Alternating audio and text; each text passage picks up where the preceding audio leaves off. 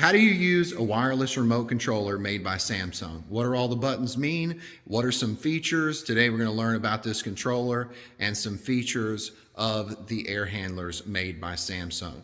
You're watching HVAC Tips for Homeowners. I'm Tad. Let's get started. Right behind me, we have a wall mount air handler. This remote controller will adjust the temperature, the fan speed, and the mode selection of this indoor unit. Now this is part of a free joint multi-system, so that means it has another indoor unit or several indoor units on the same outdoor equipment.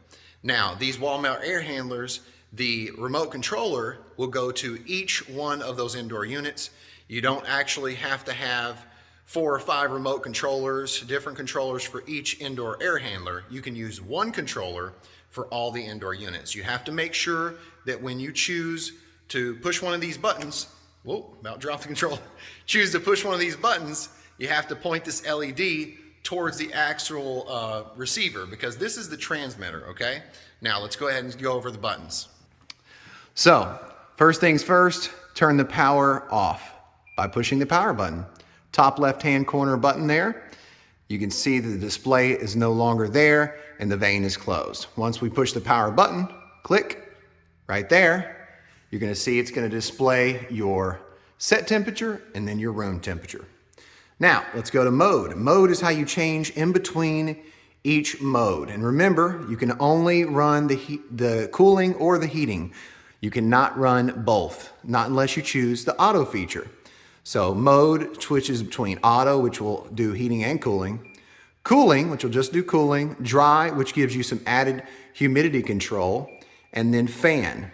Now, with the fan, you can turn one of the units on fan, and then you can go to another unit in the house, and you can put that on cooling or heating. So that's a great feature.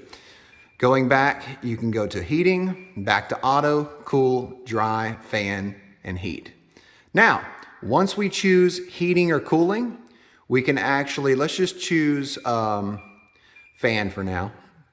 We can actually click this button here, and this will control that vertical vane. And once we hit this button here, you're going to see that right there, that icon, and that's what that button has on it, that icon.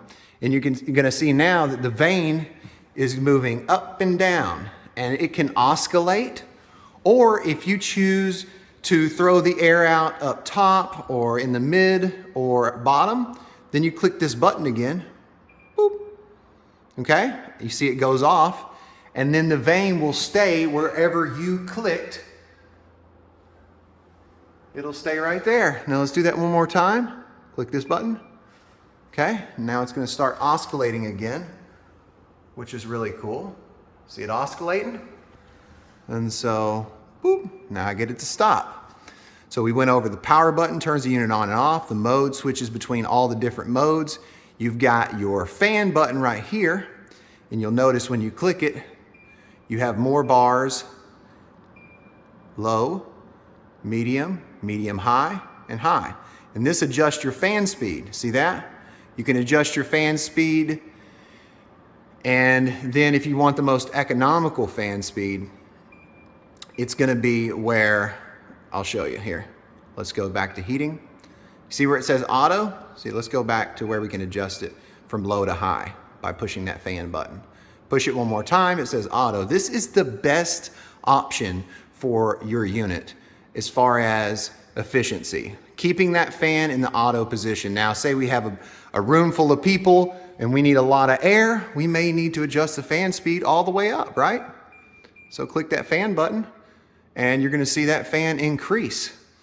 Now, fast is where the unit will automatically ramp up to produce more heat if you need it. And then this button is econo, and if you push this button, then it's going to ramp the unit back down so that it doesn't run as much and it saves you more electricity, right? Now there's a bunch of other options here, like resetting the filter. The way you scroll through those is by pushing the option. You can go to quiet mode, usage, you can make that beep go away. You may need filter reset because when the filter is dirty, it's going to say CF on the unit's display. That means clean your filter. So you're going to scroll through your options and you're going to go to Let's click it, keep going. Filter reset and then hit set, okay? Now, to change it from Fahrenheit to Celsius, you hit the set button, okay? And you hold it, 1, 2, 3, 4, 5. And it's gonna change from Celsius. And then if you wanna change it back, 1, 2, 3, 4, 5. All right, now, let's talk about filter cleaning because I really need to cover that in this video as well. It's a permanent filter, it's washable. It's very easy to get this filter in and out of the equipment. You're just gonna wash it and you're gonna put it right back in. So, I hope you learned something about using this remote controller. It's super simple. It's got a couple AAA batteries that are easy to get to in the back there. You wanna make sure every year, usually every 2 years at least, change those batteries. That way you don't have any corrosion build up inside that remote controller. I think I've covered just about everything. Remember, in the auto feature, the temperature is going to swing 3 or 4 degrees in each direction. So if you set it for 70, it could be 73, it could be 67, but that's the reason it does that, so it doesn't turn the heat on right after it turns to cool, or vice versa. So the best thing to do with this equipment is turn the fan to auto, put it on heating, or put it on cooling. Make sure you clean your filter every 1 month to 3 months, depending on where your equipment's located. And this equipment is super efficient. You want more videos? Check out my playlist, HVAC Tips for Homeowners. Do not forget to subscribe. Hit that like button. I really appreciate that. That helps me. Thank you to my viewers, my subscribers, my members. If you need help with your project, you need tech support, you need consultation, remember, click that join button. It's easy. Then you go down in the comment section, you let me know you joined. I'll give you my email that'll lead to my contact information. Thank you so much to my subscribers and my members especially. I'm Tad. This has been HVAC Tips for Homeowners. I'll keep you cool if you let me.